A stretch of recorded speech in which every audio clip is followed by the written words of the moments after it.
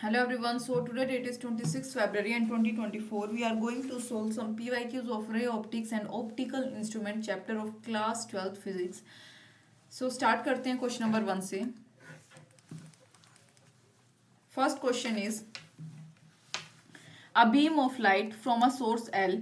एक beam of light source दे रखा है एल से, इंसिडेंट नॉर्मली इंसिडेंट करती है एक प्लेन मिरर के ऊपर जो कि फिक्स्ड है एक certain at a certain distance x from the, जो सोर्स है ना, जो एल सोर्स यहाँ पे दिया गया है वो प्लेन मिरर जो है उससे एक्स डिस्टेंस की दूरी पर फिक्स्ड है, ये बात बोली गई है. Beam is reflected back, beam जो है वो वापिस से रिफ्लेक्ट बैक हो रहा है एज अ स्पॉट, एक स्पॉट के तौर पे on a scale placed just about the source I, मतलब कि जो सोर्स एल के ऊपर जस्ट ऊपर एक स्केल रखा गया उसके ऊपर वो क्या कर रहा है, रिफ्लेक्ट बैक हो रही है. When the mirror is rotated through a small, जब हम उस मिरर को एक स्मॉल एंगल थीटा के साथ रोटेट कर दे तो जो स्पॉट होगा लाइट का is found to move through a distance Y, जो स्पॉट है लाइट का वो क्या मतलब कि क्या उसमें एक्टिविटी होगी, वो मूव कर जाएगा थ्रू अ डिस्टेंस वाई, जो स्केल है ना उस पर वाई डिस्टेंस वो मूव कर जाएगा.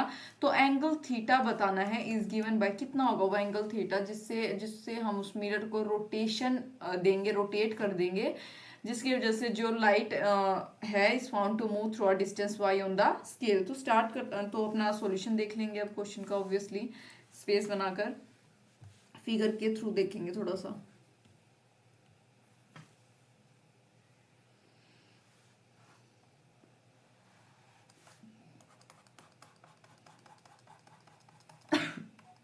सॉरी, ये क्या है, मिरर है.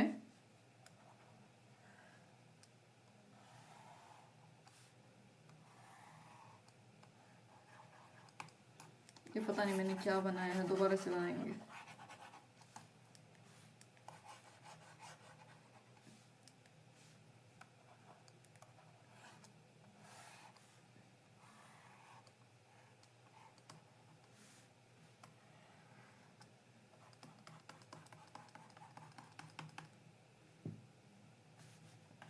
ये एक्स डिस्टेंस की दूरी पर है, ये एल यहाँ पे सोर्स पॉइंट है. ठीक है, ये लाइट है, इसके ऊपर अबाउट जस्ट ऊपर हमने बात की थी लाइट स्पॉट. ये हमारे पास मिरर है, इसको अगर हम थीटा के साथ रोटेट करते हैं किसी भी तो ये वाई जो है डिस्टेंस मूव कर जाएगी लाइट. ठीक है, ये हमारी सारी इंफॉर्मेशन क्वेश्चन में गिवन है. ये यहाँ पे थीटा यानी कि ये क्या हो जाता है, 2 थीटा हो जाएगा हमारे पास. तो देखो when mirror is rotated by angle theta,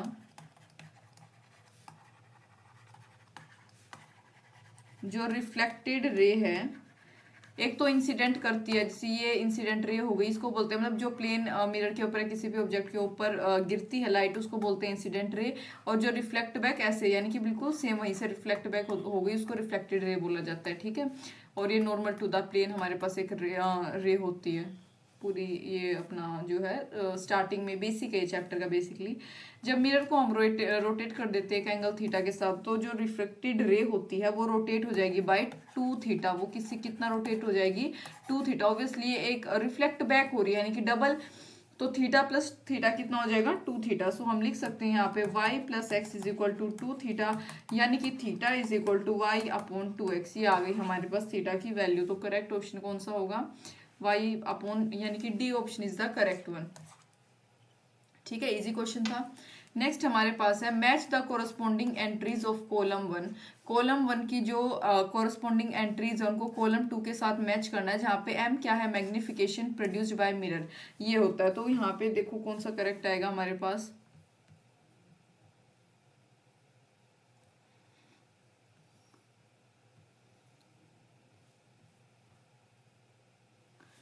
negative हो अगर m की वैल्यू तो उसका क्या आता है, ये कनकेव मिरर में भी हो सकता है p b, और यहाँ पे हमारे पास क्या आ जाएगा c यानी कि रियल. उसके बाद q की अगर बात करी जाए यानी m इज इक्वल टू -1/2, वो भी कॉनकेव मिरर में भी हो सकता है और रियल इमेज. ठीक है, एक ही बात है. उसके बाद r की बात करी जाए तो हमारे पास क्या आएगा, कनकेव और यहाँ पे d यानी वर्चुअल, और s की बात करी जाए तो वर्चुअल और a पे क्या था, कन्वेक्स था. ये था हमारे पास. ठीक है, मैं थोड़ा सा इसके बारे में इंफॉर्मेशन आपको दे देती हूँ यहाँ पे। मैग्नीट्यूड यानी m अगर पॉजिटिव है, इसका मतलब वो क्या बनाएगा, वर्चुअल इमेज। बस ये आपको याद रहना चाहिए, बाकी बिल्कुल इजी, उसी के ऊपर ये यहाँ पे था। अगर m की वैल्यू नेगेटिव है, इसका मतलब इमेज कैसी होगी, रियल होगी। ठीक है। और मैग्नीट्यूड ऑफ मैग्निफिकेशन की अगर बात करी जाए, यानी कि m ग्रेटर देन 1 है तो वो मैग्नीफाइड इमेज होती है, यानी कि बिल्कुल बड़ी बड़ी सी जो दिखती है, मैग्नीफाइड इमेज। और अगर m जो है स्मॉलर देन 1 है, यानी कि 1 जो 1 is greater than magnitude of magnification, it means image will be डायमेंस्ड।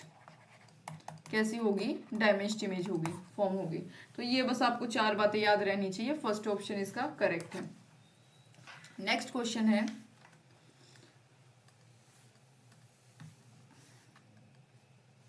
दो प्लेन मिरर हैं इंक्लाइंड एट 70 डिग्री के एंगल पर, वो क्या है, इंक्लाइंड। इंक्लाइंड का मतलब जो जहां पे थोड़ा सा उसका झुकाव होता है, जिस डायरेक्शन में, जिस तरफ, ठीक है, उसको इंक्लाइंड बोल देते हैं। आ रे इंसिडेंट, एक रे जो है वो इंसिडेंट कर रही है एक मिरर के ऊपर एंगल थीटा के साथ, after reflection falls on the, मतलब कि मतलब सेकंड मिरर के ऊपर जब रिफ्लेक्शन फॉल कर रही है, उसके बाद ये सारा प्रोसेस हुआ। कौन सा, कि एक रे ने जो है प्लेन मिरर के ऊपर एंगल थीटा से इंसिडेंट किया। ठीक है, and is reflected from there, और रिफ्लेक्ट बैक भी हो गई वो, मतलब कि जो फर्स्ट मिरर था ना, उसके पैरेलल, बिल्कुल उसके पैरेलल रिफ्लेक्ट बैक हुई है। तो यहाँ पे वैल्यू बतानी है थीटा की कितनी होगी। तो देखो, इसको हम फिगर के जरिए अच्छे से समझ पाएंगे।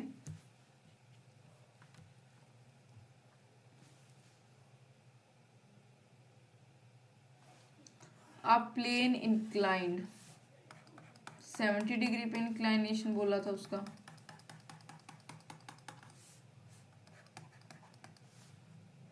एक लाइट जो है वो फॉल कर रही है इसके ऊपर, यानी कि इंसिडेंट रे हो गई है हमारे पास। ठीक है, कब इंसिडेंट रे फॉल करती है, जब इसके ऊपर जो फर्स्ट मिरर है, ये मान लो फर्स्ट मिरर, ये सेकंड मिरर, जब फर्स्ट मिरर के ऊपर एक वो आती है, क्या होता है हमारे पास फर्स्ट में, after second mirror is reflected from there falls on it, after reflection falls on second mirror. हाँ, रिफ्लेक्शन जो है वो सेकेंड मिरर के ऊपर फॉल करती है।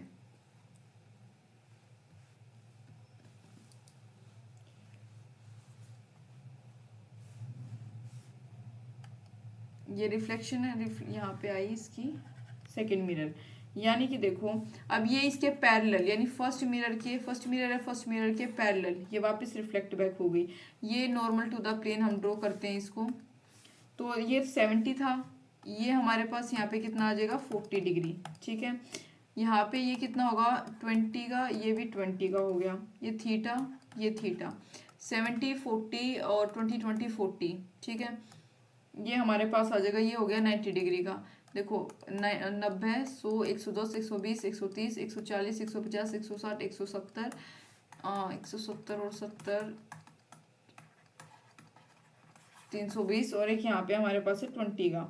ठीक है, देखो फिगर से हमें क्या समझ आ रहा है, ये छोड़ो, आपको ये कुछ काम का नहीं है, ये मैं अपना एस्टिमेट लगा रही थी।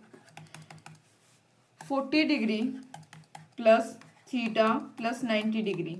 ठीक है, ये हमारे पास है, इज इक्वल टू क्या आ जाएगा, theta is equal to 90 minus 40 degree, यानी थीटा आ जाएगा हमारे पास कितना, 50 degree.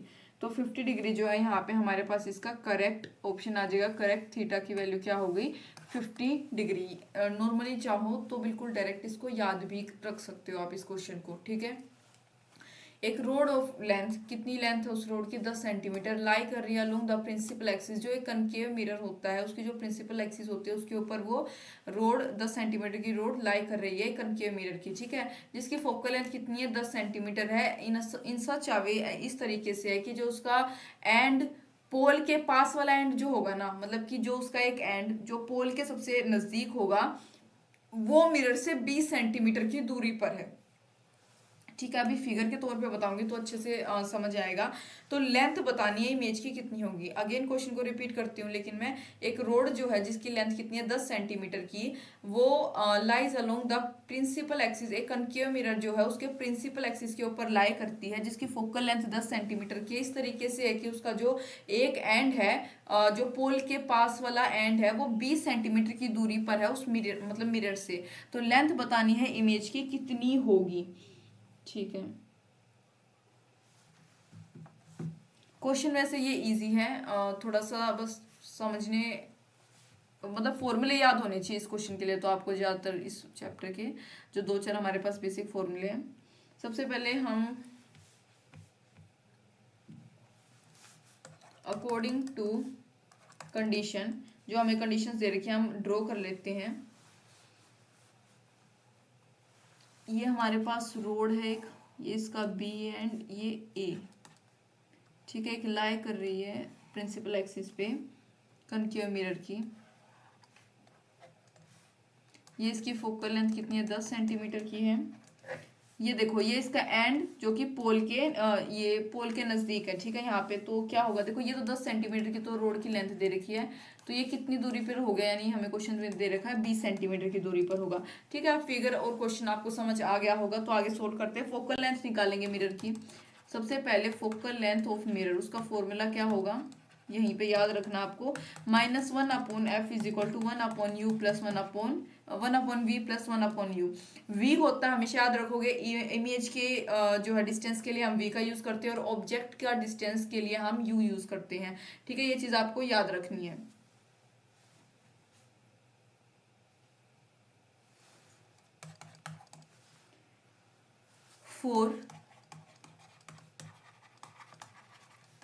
For a end of the road, the image distance when, जब u1 इज इक्वल टू कितना हो -20 सेंटीमीटर, यानी कि पुट कर लेंगे -1/10 इज इक्वल टू 1/v1 -1/20। ठीक है, ऑब्जेक्ट से जो डिस्टेंस है कितना है 20 है। So 1/v1 is equal to -1/10 plus 1/20 is equal to -2 plus 1 क्या आ जाएगा 20, यानी कि v1 क्या आ जाएगा -20 सेंटीमीटर। ठीक है, आगे देखो, अब ये हमने निकाल लिया v1। अब फॉर व्हेन, अब 20 और 10 टोटल हम उसको करेंगे तो कितना आ जाएगा हमारे पास 30 हो जाएगा। u2 is equal to -30 centimetre. In that case 1/f is equal to, यहाँ पे पॉजिटिव लेंगे हम, 1/v2 -1/30, यानी कि 1/v2 is equal to -1/10 plus 1/30, will get -20/300। ये आ गया हमारे पास। ठीक है, यहाँ तक उसके बाद v2 इज इक्वल टू क्या है -15 सेंटीमीटर, इसको सोल्व करने पर आएगा। तो l इज इक्वल टू, यानी जो हम निकालते हैं अपना मैग्निफिकेशन मैग्नीट्यूड, वो क्या आएगा v2 माइनस v1, यानी कि -15 माइनस 20, यानी कि minus minus plus, so minus या पे मतलब देखो प्लस माइनस हमारे पास माइनस होता है हमेशा, लेकिन साइन हम वो यूज करते हैं, वो पुट करते हैं जो सा बड़ा होता है। यहाँ पे पॉजिटिव का साइन बड़ा है, यानी कि क्या आ जाएगा +5 सेंटीमीटर। आपको बस ये फॉर्मूला पता होना चाहिए दोनों का, दोनों वैल्यूज के लिए, 20 के लिए भी और 30 के लिए भी पुट करोगे और आपका आंसर आ जाएगा डी, यानी कि 5 सेंटीमीटर जो है यहाँ पे हमारे पास करेक्ट आंसर है। नेक्स्ट क्वेश्चन की तरफ मूव करते हैं। अब एक पर्सन जो है वो 6 फीट लंबा है। How tall must a vertical mirror be if he is able to see his entire length.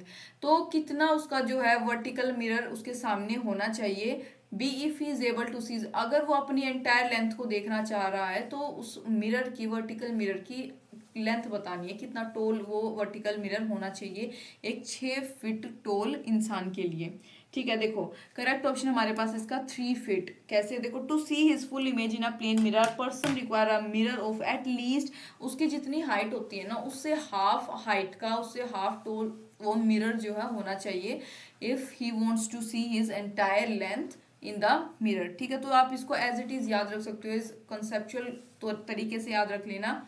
जब भी 6 फीट की बजाय 9 फीट आ जाए, 5 फीट आ जाए तो उसका हाफ, ये याद रखना, that's it. Next question, if 2 mirrors are kept inclined at 60, अगर 2 मिरर्स को 60 डिग्री पे इंक्लाइंड रखा गया टू ईच अदर, मतलब एक दूसरे से 60 डिग्री के इंक्लाइनेशन पे दो मिरर को रखा गया है। अ body is placed at the, और एक बॉडी को मिडल में रखा गया यानी बीच में। Then total number of images हो, तो कितनी total number of images formed होंगी वो यहाँ पे हमें बताना है। दोबारा से रिपीट करती हूँ, अगर दो मिरर को आर कैप्ट इंक्लाइन, दो मिरर जो है एक दूसरे के 60 डिग्री के एंगल पर रखे गए हैं to each other and a body is placed at the middle, और बॉडी, एक बॉडी को जो है उनके बीच में रखा गया है, तो टोटल नंबर ऑफ इमेजेस जो फॉर्म्ड होंगी वो कितनी होंगी। एंगल बिटवीन दो मिरर कितना, थीटा इज इक्वल टू 60 लिख लेंगे।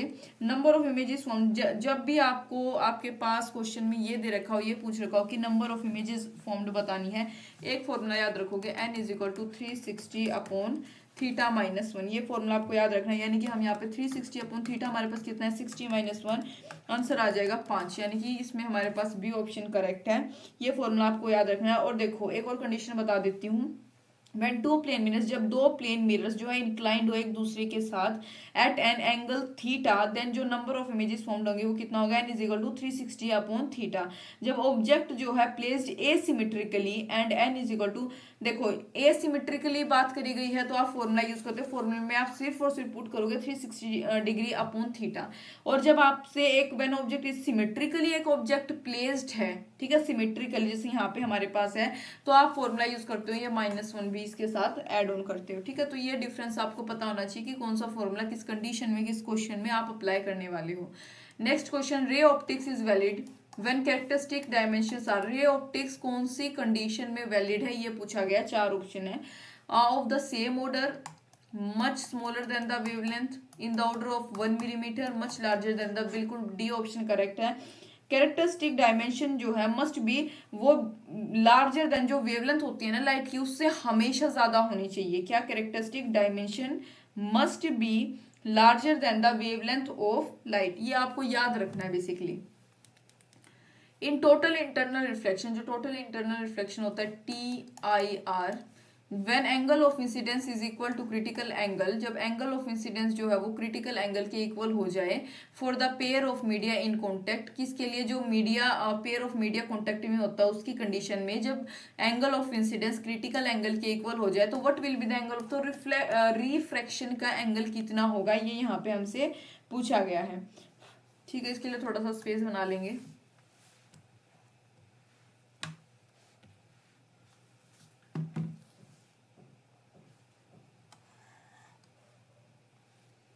ये नॉर्मल टू द लाइन, यहाँ पे हमारे पास क्रिटिकल एंगल,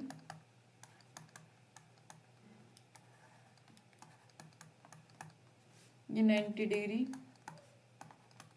देखो मैं टोटल इंटरनल रिफ्लेक्शन को TIR से रिप्रेजेंट कर रही हूँ यहाँ पे। व्हेन, जब एंगल ऑफ इंसिडेंस यानी आई जो है क्रिटिकल एंगल के इक्वल हो जाए, देन जो रिफ्रैक्टेड रे होती है, यानी कि जो रिफ्रैक्ट हो रही है रे, ग्रेजेस विद सरफेस, यानी कि 90 डिग्री का क्या होगा, एंगल ऑफ रिफ्रैक्शन होगा। ये वैसे आप याद भी रख सकते हो डायरेक्ट, एंगल ऑफ रिफ्रैक्शन पूछा जाए ऐसी कंडीशन में जिसमें कि TIR में बेसिकली, जिसमें इंसिडेंस रे जो है वो एंगल ऑफ क्रिटिकल मतलब के इक्वल हो जाए, क्रिटिकल एंगल के, तो उस कंडीशन में क्या होगा, जो एंगल ऑफ रिफ्रैक्शन होता है यानी R होता है वो कितना, 90 डिग्री हो जाता है। या आप इसको एज इट इज याद भी रख सकते हो, ठीक है। देखो सरफेस के साथ ये क्या है, यहाँ पे ग्रेज कर रही है, 90 डिग्री का एंगल यहाँ पे बन जाएगा। करेक्ट ऑप्शन कौन सा आएगा, D is the correct option. Next question, which of the following is not due to total internal reflection, कौन सा है इसमें से टोटल इंटरनल रिफ्लेक्शन की वजह से नहीं होता, बेसिकली उसका फिनोमेना इसमें से कौन सा नहीं है, ये यहाँ पे हमें बताना है। वर्किंग ऑफ ऑप्टिकल फाइबर, बिल्कुल ठीक है, एनसीईआरटी में काफी अच्छे से इसको एक्सप्लेन भी कर रखा है, इसकी एक जो है क्या बोल सकते हैं इसको, एप्लीकेशन है ये। Difference between apparent and real depth, ये गलत है हमारे पास, एपेरेंट और रियल डेप्थ ऑफ पॉन्ड में ये डिफरेंस नहीं बता सकते, यानी कि ये इसकी एक कैरेक्टरिस्टिक नहीं है, किसकी, TIR की।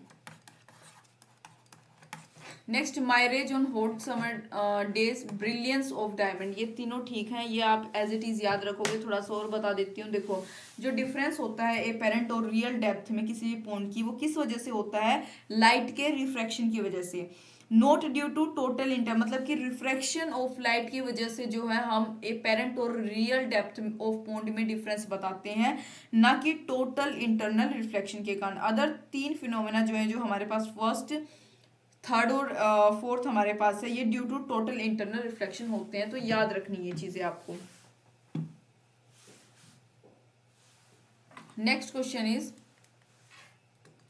A ray of light traveling in a transparent medium of refractive index mu, एक रे ऑफ लाइट जो है वो ट्रेवल कर रही है ट्रांसपेरेंट मीडियम में जिसका रिफ्रेक्टिव इंडेक्स कितना है? म्यू है। फॉल्स ऑन अ सरफेस, एक सरफेस के ऊपर वो फॉल करती है जो कि सेपरेट करती है मीडियम को एयर से at an angle of incidence 45 degree से। ठीक है। तो for which of the following value of mu the ray can undergo total internal reflection, तो म्यू की कितनी वैल्यू के लिए जो रे है वो टोटल इंटरनल रिफ्लेक्शन को अंडरगो कर सकती है? क्वेश्चन को रिपीट करती हूँ, क्वेश्चन सबसे पहले समझ आना चाहिए। एक रे ऑफ लाइट जो है वो ट्रेवल कर रही है ट्रांसपेरेंट मीडियम में जिसका रिफ्लेक्टिव इंडेक्स म्यू दे रखा है, वो एक सरफेस के ऊपर फॉल करती है जो कि सेपरेट करती है मीडियम को एयर से at an angle of incidence of 45 degree. कितने एंगल ऑफ इंसिडेंस पे? 45 degree. For which of the following value of mu, mu की किस वैल्यू के लिए जो रे है वो अंडरगो कर सकता है टोटल इंटरनल रिफ्लेक्शन? ठीक है, तो ये यहाँ पे हमसे पूछा गया है।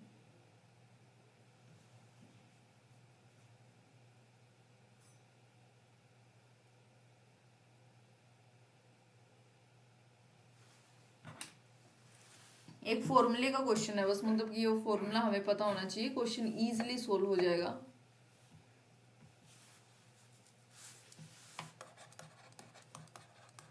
For total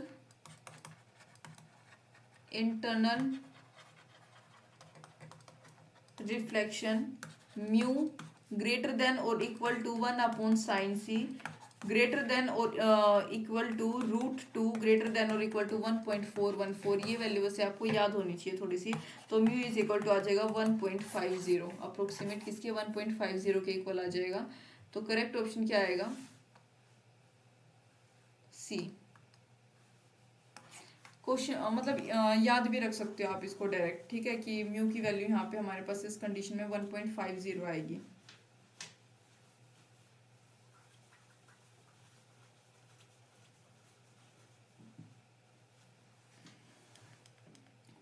next question is, जो फ्रीक्वेंसी एक लाइट वेव की एक मटेरियल में वो कितनी है? 2 × 10⁻14 हार्ट्स, और वेवलेंथ जो है कितनी है? 5000 आर्मस्ट्रॉन्ग। रिफ्रैक्टिव इंडेक्स मटेरियल का कितना होगा? क्या क्या कंडीशंस दे रखी है, सॉरी क्या क्या वैल्यूज हमें दे रखी है? फ्रीक्वेंसी दे रखी है लाइट वेव की एक मटेरियल में 2 × 10⁻14 हार्ट्स, और वेवलेंथ दे रखी है 5000 आर्मस्ट्रॉन्ग। तो रिफ्रैक्टिव इंडेक्स बताना है मटेरियल का कितना होगा, यानी कि म्यू की वैल्यू बतानी है। इजी क्वेश्चन है। बाय यूजिंग, कौन सा फॉर्मूला यूज करेंगे यहाँ पे हम? Frequency is equal to n lambda. N हमारे पास कितना है, यानी फ्रीक्वेंसी हमारे पास कितनी है? 2 × 10⁻14 हार्ट्स। लैम्डा की वैल्यू कितनी दे रखी है? 5000 आर्मस्ट्रॉन्ग, यानी कि 5000 इंटू, इसको हम मीटर में कन्वर्ट करते हैं तो 10⁻−10 से मल्टीप्लाई करते हैं, यानी कि v इज इक्वल टू, हमें क्या निकालना है? स्पीड निकालनी है शायद, ठीक है। तो ये स्पीड होता है, ये वेलोसिटी, ये अपना फ्रीक्वेंसी, ये वेवलेंथ, ठीक है। तो 2 × 10⁻14 इंटू 5000 इंटू 10⁻−10, यानी is equal to will get 10⁸ metre पर सेकेंड। रिफ्रैक्टिव इंडेक्स जो होता है मटेरियल का, यानी mu is equal to c/v। C क्या होता है? Speed of light. 3 × 10⁸ 10 से 10⁸ गया, यानी कितना आ गया? 3। सो करेक्ट आंसर हमारे पास यहाँ पे क्या आ जाएगा? द रिफ्रैक्टिव इंडेक्स यानी म्यू निकालना था, तो यहाँ पे म्यू आ गया हमारे पास 3, बी ऑप्शन, ठीक है, B is the correct option. Next question is, एक स्मॉल कॉइन जो है रेस्ट कर रहा है बॉटम ऑफ बीकर, एक बीकर जो है जो कि फिल्ड है लिक्विड के साथ, मानो एक बीकर है उसके अंदर पूरा लिक्विड से फिल है, तो एक छोटा कॉइन जो है बिल्कुल उसके बॉटम पे है। ऑब्वियसली आप पानी का गिलास, उसमें आप उसको कॉइन को सिक्के को डाल दोगे बिल्कुल नीचे ही, तो उसके तले में तो बैठेगा ना जाके। तो a ray of light from the coin, coin से यानी उस सिक्के से एक रे ऑफ लाइट जो है वो ट्रेवल कर रही है अप टू द सरफेस, जो लिक्विड का सरफेस है वहां तक वो ट्रेवल कर रही है और उसके सरफेस के अलोंग मूव भी कर रही है। How fast is the light travelling, तो कितनी फास्ट जो है वो लाइट ट्रेवल कर रही है लिक्विड में, वो यहाँ पे हमसे पूछा गया है। क्या पूछा गया कि कितनी फास्ट वो लाइट उस लिक्विड में ट्रेवल कर रही है, ये निकालना है। तो ठीक है, इसको निकाल लेंगे। ये दे रखा हमें, ठीक है, ये कॉइन है ऐसे, इसके साथ ये अपना क्या शो कर रहा है, मोशन शो कर रहा है। ये अपना क्या है, रेस को इसके अलोंग बिल्कुल जैसे सरफेस आगे बढ़ता जा रहा है लिक्विड का, इसी के साथ साथ उसकी वो रेस अपनी एग्जिबिट कर रहा है। ठीक है, देखो ये प्लेन टू द मिरर, हम प्लेन टू द, ये जो भी हमारे पास मिरर तो नहीं है इस कंडीशन में, ये क्या है, बीकर है। ठीक है, एक लाइन हम ड्रॉ करते हैं जिसका रिफ्रैक्टिव रे कितना होता है, ये 90 डिग्री। ठीक है, ये 3 सेंटीमीटर, ये 4 है। ये यहाँ पे हमारे पास इंसिडेंट रे, इंसिडेंट कर रही है ना रे इसके ऊपर, फिर यहाँ पे ये अपना रिफ्रैक्ट हो जा रही है सरफेस के साथ इसके। तो फ्रॉम हाइपो नहीं, पाइथागोरस थ्योरम,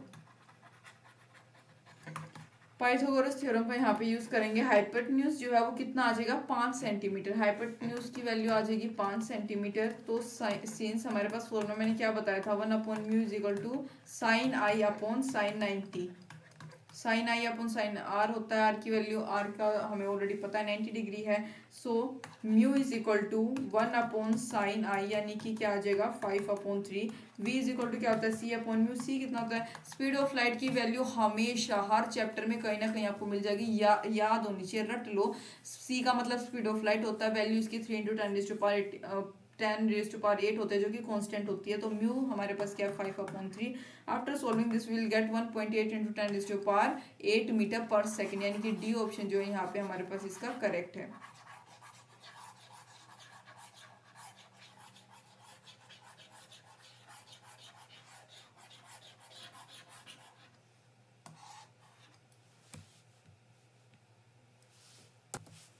नेक्स्ट क्वेश्चन की बात करते हैं। एक बीम ऑफ लाइट जो कि कंपोज्ड ऑफ रेड और ग्रीन रेस से जो कि कंपोज्ड हुई है, इंसिडेंट कर रही है ओब्लिकली एक पॉइंट के ऊपर ऑन द फेस ऑफ एक रेक्टेंगुलर ग्लास स्लैब है। उसके फेस के ऊपर जो है वो क्या ओब्लिकली मतलब ऐसे तिरछे बल में क्या कर रही है, वो अपना इंसिडेंट कर रही है। ठीक है, एक बीम ऑफ लाइट जो कि रेड और ग्रीन रेस से बनी है। When coming out on the opposite parallel, जो उसका अपोजिट पैरेलल फेस होगा, ऑब्वियसली इसकी क्या इसमें क्या दे रखा है, रेक्टेंगल। ठीक है, इसका ये क्या होगा, अपोजिट पैरेलल फेस होगा। जब इससे ये बाहर निकलती है तो रेड और ग्रीन रेज इमर्ज फ्रॉम, तो कहाँ से इमर्ज करेगी ये पूछा गया है यहाँ पे।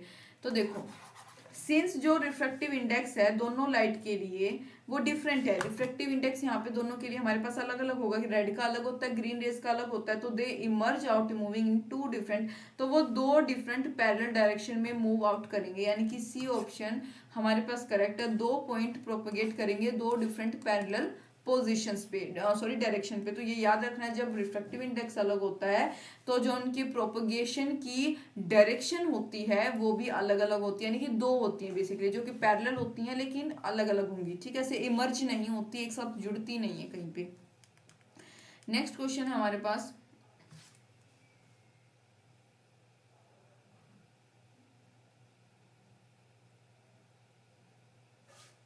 एक लाइट रे है जो है वो फॉल करी एक रेक्टेंगुलर ग्लास स्लैब में एज शोन। इंडेक्स जो है रिफ्लेक्शन ऑफ ग्लास का, अगर टोटल इंटरनल रिफ्लेक्शन उसका is to occur at the vertical faces. क्या पूछा, क्या क्वेश्चन है, एक लाइट रे जो है वो एक रेक्टेंगुलर ग्लास स्लैब के ऊपर फॉल कर रही है, इंडेक्स जो है उस रिफ्लेक्शन ऑफ ग्लास का, अगर total internal reflection is to occur at the vertical face जो हमारे पास ये होता है, ठीक है, इसके ऊपर हो रहा है। तो total internal index of reflection of glass बताना है। ठीक है, ये एक काफी बड़ी डेरिवेशन है, काफी बड़ा डेरिवेशन बेस्ड क्वेश्चन है बेसिकली। चलो देखते हैं, फिर भी मैं पहले इसको यहाँ पे ड्रॉ कर लेते हैं। ये हमारे पास क्या होगा, 90 माइनस आर रिफ्रैक्टिव, ये हमारे पास रिफ्रैक्टिव रे है, ये 90 माइनस आर हो जाएगी, ये ए, और ये यहाँ पे क्या बनता है 45 को ऑलरेडी बनाई रखा है, ये ए है, ये बी वाला है। ठीक है, ये ग्लास है। तो पॉइंट ए के कंटेक्स्ट में अगर यहाँ पे बात करी जाए, पॉइंट ए कहाँ पे है, ये यहाँ पे है।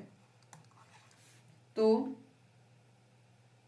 म्यू एयर का ग्लास के कंटेक्स्ट में बात करेंगे, एयर से ग्लास में ही तो आ रहा है ना अभी, एयर से ग्लास के कंटेक्स्ट में बात करेंगे तो आ जाएगा साइन 45 डिग्री अपॉन साइन आर, यानी कि साइन आर की वैल्यू हमारे पास यहाँ पे आएगी 1 अपॉन साइन 45 क्या आता है √2 म्यू ए जी, ये आ गया हमारे पास। पॉइंट बी के कंटेक्स्ट में बात करेंगे तो इसमें हम ग्लास और एयर के कंटेक्स्ट में बात करेंगे, ठीक है। इसमें पहले एयर फिर ग्लास था, इसमें ग्लास और फिर एयर आएगा, यानी कि इसमें हमारे पास आ जाएगा sine 90 minus r is equal to mu g a, ठीक है। जहाँ पे 90 माइनस 90 डिग्री माइनस आर जो है वो क्या है, क्रिटिकल एंगल है यहाँ पे,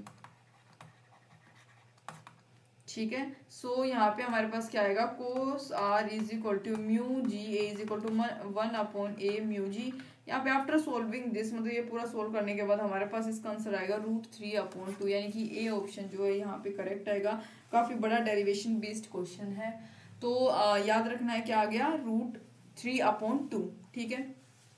आगे देखो, जो रेडिश अपीयरेंस होती है सन की, सन आपको कई बार आपने देखा होगा ऐसे लाल लाल सा डार्क ऑरेंजिश शेड का अपीयर होता है सनराइज के दौरान, यानी कि सनराइज और या सनसेट जब सूरज उगता है या सूरज ढलता है, ठीक है, शाम के दौरान, तो वो कुछ रेडिश डार्क ऑरेंजिश कलर का जो है शेड अपीयरेंस, मतलब उसकी ऐसी अपीयरेंस होती है, इज ड्यू टू किस फिनोमेना के कारण ऐसा होता है, ये पूछा गया है। तो स्कैटरिंग ऑफ लाइट, शायद आप काफी अर्लियर क्लासेस में भी आपने चीज कभी पढ़ी हो, साइंस ईवीएस होता था, पता नहीं, मे बी काफी बेसिक सा था वैसे ये, ठीक है। स्कैटरिंग ऑफ लाइट ये फिनोमेना होता है, लेकिन आप जब पढ़ते हैं तो ये एक बहुत बड़ा और कॉम्प्लेक्स फिनोमेना होता है।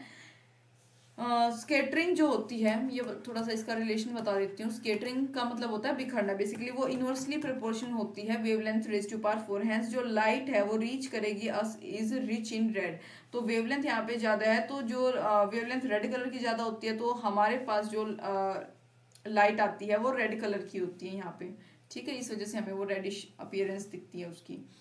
तो नेक्स्ट क्वेश्चन है, एक एयर बबल एक ग्लास स्लैब में जिसका रिफ्रैक्टिव इंडेक्स 1.5 है, तो एयर बबल ग्लास स्लैब में कितना है, 5 सेंटीमीटर डीप है, व्हेन व्यूड फ्रॉम, जब एक फेस से उसको देखा गया, और 2 सेंटीमीटर डीप लगा जब उसको अपोजिट फेस से देखा गया, तो थिकनेस बतानी है स्लैब की कितनी होगी, यानी ये रियल डेप्थ और अपेरेंट डेप्थ वाला क्वेश्चन है बेसिकली हमारे पास। देखो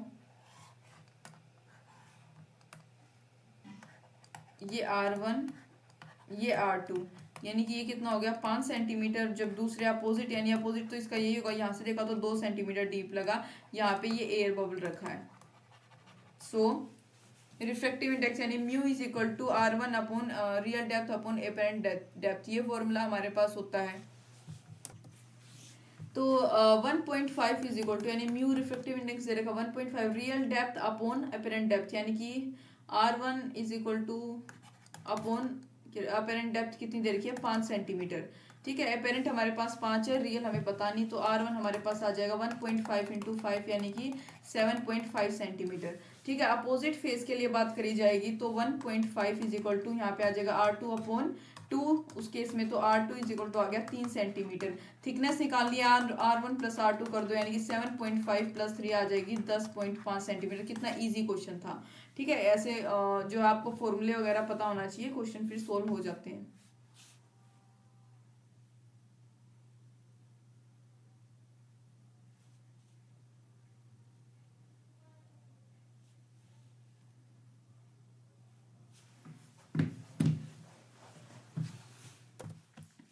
नेक्स्ट क्वेश्चन की तरफ मूव करते हैं। Sorry. Wavelength of light of frequency 100 hertz is, तो वेवलेंथ बतानी है, एक लाइट है जिसकी फ्रीक्वेंसी 100 हर्ट्ज है, उसकी वेवलेंथ बतानी है कितनी होगी, वही फॉर्मूला जो अभी पीछे हमने सोल्व किया था जिससे। तो लैम्डा इज इक्वल टू क्या आ जाएगा यहाँ पे 3 × 10⁸ यानी क्या होता है ये हमारे पास सी, यानी स्पीड ऑफ लाइट जो मैंने बोला था आपको याद होनी चाहिए, अपॉन में 100, सोल्व करने पर आ जाएगी लैम्डा की वैल्यू 3 × 10⁶ मीटर, यानी कि देखो वेलोसिटी ऑफ लाइट ये जो भी होता है या स्पीड ऑफ लाइट एक ही बात होती है, 3 × 10⁻, इसको हमें अज्यूम कर लेते हैं, तो करेक्ट ऑप्शन आएगा 3 × 10⁶ मीटर। बस ये फॉर्मूला बेस्ड क्वेश्चन था। Next question we have is, light जो है वो एंटर करती है at an angle of incidence, एक एंगल ऑफ इंसिडेंस के तौर पे लाइट एंटर कर रही है इन अ ट्रांसपेरेंट, एक ट्रांसपेरेंट रोड है जिसका रिफ्रैक्टिव इंडेक्स है, इंडेक्स कितना है n, उसमें एंटर कर रही है, ठीक है। For what value of refractive index, तो रिफ्रैक्टिव इंडेक्स की किस वैल्यू के लिए मटेरियल की ऑफ द रोड, जो लाइट है वंस एंटर्ड इनटू इट, एक बार इसमें एंटर करेगी और कभी भी उसके बाद इसको लीव नहीं कर पाएगी इसके लेटरल फेज के through, whose ever with the value of, चाहे एंगल ऑफ इंसिडेंस कुछ भी हो, अगर एक बार एंटर कर लिया तो वापिस से लीव नहीं कर सकती उसके लेटरल फेज को। तो ये पूछा गया है यहाँ पे, करेक्ट ऑप्शन आएगा n ग्रेटर देन √2, यानी कि √2 1/sin 45 डिग्री। तो देखो लेट अ रे ऑफ लाइट एंटर ए, मान लो कि एक रे ऑफ लाइट है वो ए में एंटर कर रही है और रिफ्रेक्टिव उसका बीम जो है वो क्या है, ए बी है। कंसीडर मतलब बेसिकली मान लो, वैसे आप चाहो तो इसको डायरेक्ट ऐसे याद रख लो, ठीक है, ये बेटर ऑप्शन रहेगा मेरे हिसाब से, अदरवाइज ये बहुत ज्यादा बड़ी और कॉम्प्लेक्स एक डेरिवेशन है, ठीक है। तो मैं ये समझती हूँ कि इतनी ज़्यादा कॉम्प्लेक्स चीज़ों को समझने से, याद करने से बेटर है कि आप उस क्वेश्चन को डायरेक्ट वहीं से याद कर लो, वहीं से थोड़ा समझ लो, वरना ये काफ़ी बड़ी और काफ़ी कॉम्प्लेक्स है, मतलब कि शायद आपके पेज में 2 पेज के करीबन ये डेरिवेशन जाएगी इसकी। सो नेक्स्ट क्वेश्चन की तरफ मूव करते हैं। एक electromagnetic radiation of frequency n, wavelength उसकी लैम्डा, ट्रैवल कर रही है वेलोसिटी वी के साथ एयर में, जो कि एंटर करती है ग्लास स्लैब में जिसका रिफ्लेक्टिव इंडेक्स म्यू है, तो जो फ्रीक्वेंसी, वेवलेंथ और वेलोसिटी होगी लाइट की ग्लास स्लैब में विल बी रिस्पेक्टिवली क्या होगी, ये पूछा गया है।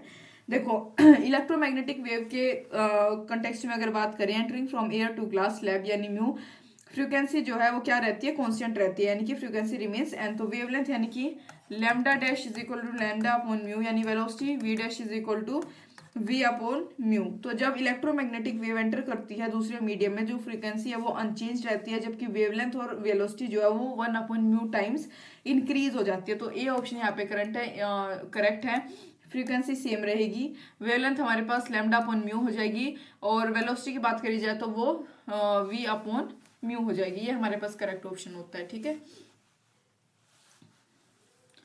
नेक्स्ट इज लाइट जो है ट्रेवल कर रही है एक ग्लास प्लेट के थ्रू, ग्लास के through, plate of thickness T, उसकी थिकनेस टी है, रिफ्रैक्टिव इंडेक्स म्यू है, अगर सी जो है स्पीड ऑफ लाइट है वैक्यूम में, time taken by light, light के द्वारा कितना टाइम लिया गया होगा टू ट्रेवल दिस, ये जो थिकनेस है ग्लास की इसको ट्रेवल करने के लिए ये पूछा गया है।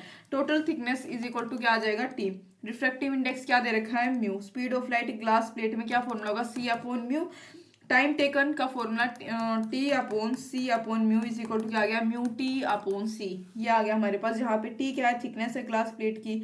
सो आ गया करेक्ट ऑप्शन हमारे पास म्यू टी अपॉन सी, म्यू टी अपॉन सी, यानी D option is the correct one, formula based question था। नेक्स्ट इज जो एक फेस है रेक्टेंगुलर ग्लास प्लेट का, वो 6 सेंटीमीटर थिक है, इज सिल्वर्ड, वो कैसा है, सिल्वर्ड है, जो कि देखो एक फेस है रेक्टेंगुलर ग्लास का, थिकनेस उसकी 6 सेंटीमीटर है, वो सिल्वर्ड है। एक ऑब्जेक्ट हेल्ड 8 सेंटीमीटर, जो पहला फेस है उसके सामने एक 8 सेंटीमीटर की उसकी दूरी पर बेसिकली एक ऑब्जेक्ट वहां पे प्लेस कर दिया, जो कि 12 सेंटीमीटर की इमेज को उस सिल्वर फेस के पीछे बना रहा है, फॉर्म कर रहा है। तो रिफ्रेक्टिव इंडेक्स बताना है ग्लास का कितना होगा। देखो थिकनेस की अगर बात करी जाए प्लेट की तो कितनी दे रखी है, 6 सेंटीमीटर। अगर मैं डिस्टेंस ऑफ ऑब्जेक्ट की बात करूं जिसको हम यू से रिप्रेजेंट करते हैं तो कितना है, 8 है, पहले मैंने बता दिया था, यू से हम डिस्टेंस ऑफ ऑब्जेक्ट को जो है डिनोट करते हैं, और वी से डिस्टेंस ऑफ इमेज को, यानी डिस्टेंस ऑफ इमेज कितना होगा, v is equal to 12 centimetre.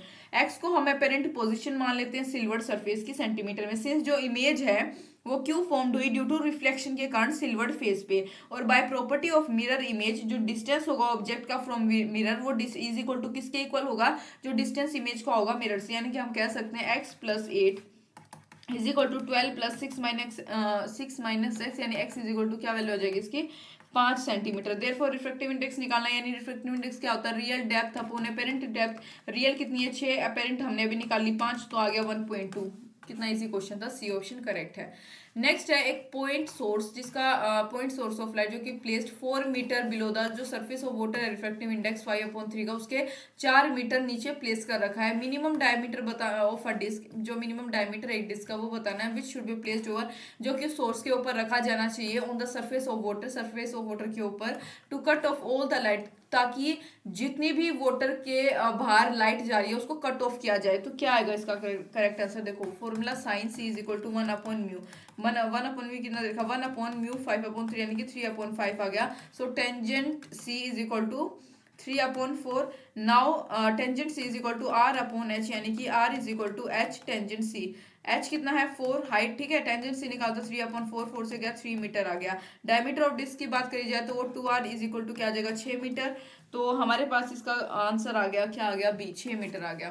2 अभी हमने निकाला है कितना 3, तो 2 3 जा कितना आ गया 6, यानी कि बी ऑप्शन जो है करेक्ट है।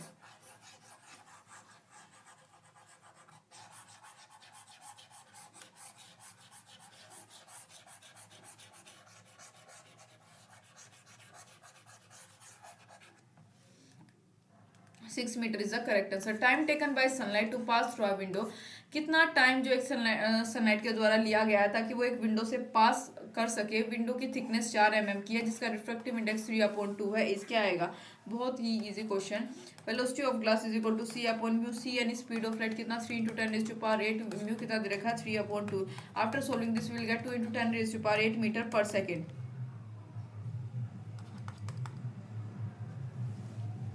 T is equal to x upon v ji.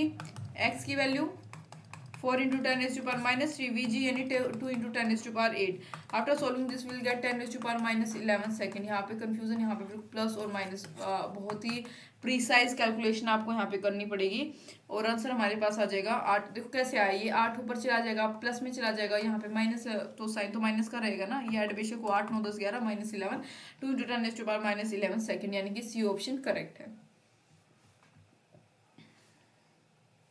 Next question है, एक beam of monochromatic light reflected from vacuum से रिफ्लेक्ट हो रही है, एक medium of refractive index dead, जो कि देखो एक beam of monochromatic light reflect हो रही है एक वैक्यूम से एक मीडियम ऑफ रिफ्रैक्टिव इंडेक्स 1.5 वाले में। वेवलेंथ बतानी है रिफ्लेक्टेड लाइट की कितनी होगी, तो करेक्ट ऑप्शन हमारे पास है छोटी। उसकी जो वेवलेंथ होगी रिफ्लेक्टेड लाइट की वो क्या होगी, स्मॉलर होगी।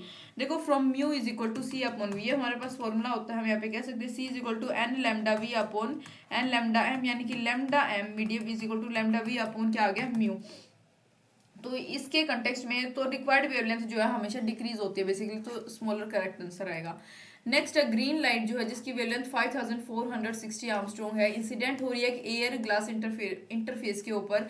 अगर रिफ्रैक्टिव इंडेक्स जो है ग्लास का 1.5 है तो वेवलेंथ बतानी है लाइट की ग्लास में कितनी होगी, वुड बी। वेलोसिटी दे रखी है, स्पीड या वेलोसिटी लाइट की दे रखी है 3 × 10⁸ मीटर पर सेकेंड, ठीक है। Wavelength of glass is equal to wavelength lambda a upon mu. Lambda a क्या आएगा 5460 अपॉन म्यू 1.5, यानी कि 3640 आर्मस्ट्रॉन्ग। 3640 आर्मस्ट्रॉन्ग जो है यहाँ पे हमारे पास इसका करेक्ट आंसर। एक फॉर्मूला बेस्ड क्वेश्चन था जस्ट, ठीक है। नेक्स्ट क्वेश्चन की तरफ मूव करते हैं।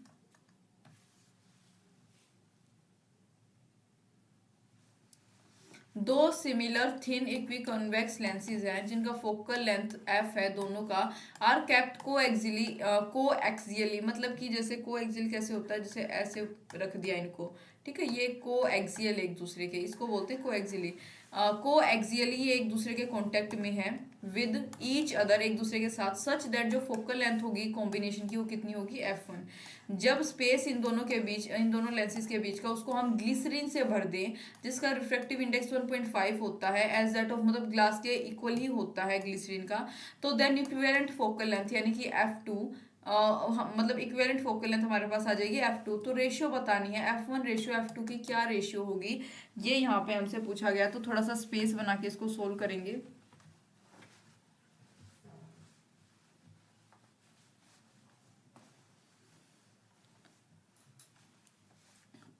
कोएक्सियली यहाँ पे बोला गया तो उसको हम एज सच ही ड्रॉ करेंगे।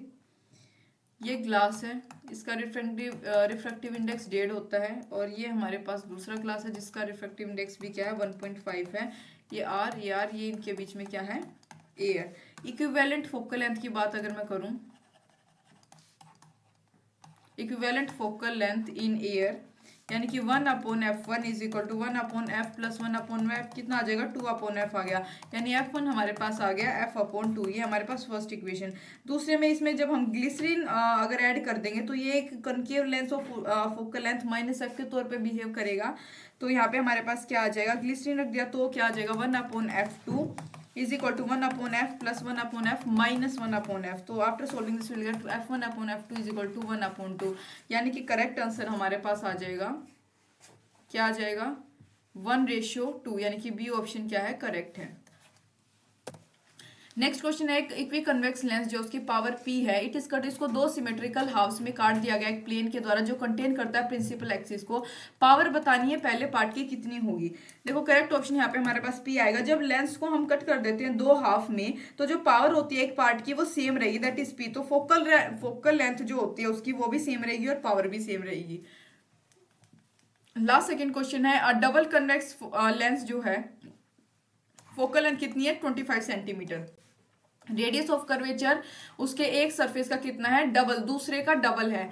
रेडियाई फाइंड करनी है अगर refractive index material of lens का कितना हो 1.5 हो। वही फॉर्मूला यूज करेंगे 1/f is equal to mu minus 1 into 1/r1 minus 1/r2। सारी वैल्यूज गिवन है, आंसर आ जाएगा, क्या आ जाएगा डी 18.75 और 37.5 सेंटीमीटर, ये आंसर आ जाएगा। ये आपको फॉर्मूला पुट करना है यहाँ पे इसका जस्ट।